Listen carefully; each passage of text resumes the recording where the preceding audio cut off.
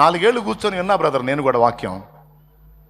ఇక నా వల్ల కాల దేవుని గురించి ప్రకటించకుండా ఆ 4 ఏళ్లలోనే సువార్త ప్రకటించడం మొదలుపెట్టా. 4 ఏళ్ళు నిండేసరికి సేవకు పిలిచాడు, రా పని చేయాలని. చిలకలూరుపేట తెచ్చాడు.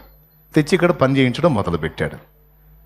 2006 సంవత్సరంలో స్టార్ట్ అయింది. 2025 సంవత్సరం, దాదాపు 19 సంవత్సరాలు. ఎన్నో జీవితాలను రక్షణలో నడిపించాడు నా యేసయ్య. ఈ మాయ వద్దు నాకు.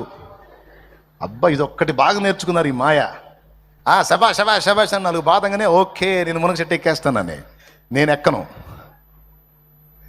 నాకు చప్పట్లు కాదు కావాల్సింది, ఇప్పుడు మీ ఆలోచన ఏందో కావాలి. నాకు బాధ పెట్టానా?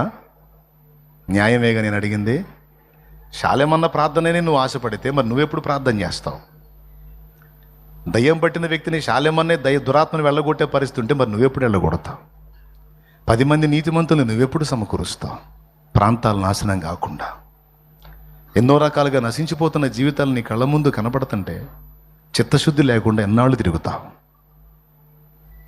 అసలు ఎదుటోళ్ళని రక్షించడం సంగతి అటు నుంచి ఇంతకు నువ్వు రక్షణ పొందావా? అసలు నువ్వు మారు మనసు పొంది బాప్తిజం పొందావా? నువ్వు ఇంతకీ కొంపతీసి నువ్వే పొందలేదా? ఇది ఇంకా దరిద్రం. నువ్వే పొందకపోతే అర్జెంటుగా ఈరోజే పొందు. నువ్వు మారు మనసు పొంది రక్షణ పొంది ఈరోజు దేవుని కార్యాలకు దీక్షాబద్ధురాలవై నడుం కట్టాం.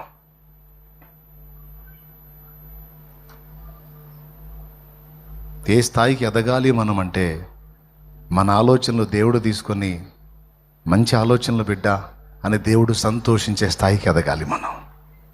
దేవునికి మహిమ. పర్లేదు.